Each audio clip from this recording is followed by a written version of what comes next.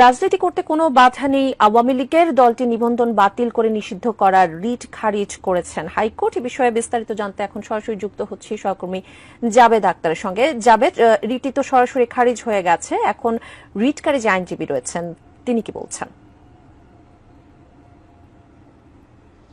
রিটটি শুনানি করেছেন তিনি। এখানে ব্যক্তিগতভাবে তার বোন বিভিন্ন সময় পরীক্ষা দিয়েছেন, বিসিএস পরীক্ষা, সেখানে টিকেন, এই সমস্ত বিষয়গুলো আসলে শুনানিতে এনেছেন। কিন্তু এই শুনানি করতে গেলে এত বড় একটা রাজনৈতিক দল, তাদেরকে বাদ দিতে গেলে যে সমস্ত সার্কামস্টেন্সেস এভিডেন্স বা যে সমস্ত তথ্য উপাত্ত বা আরও যে সমস্ত প্রস্তুতি তার দরকার ছিল সেটি না থাকাতে এটি সামারিলি রিজেক্ট করেছেন, অর্থাৎ এটি উত্থাপিত হয়নি মর্মে তারা সরাসরি খারিজ করে দিয়েছেন।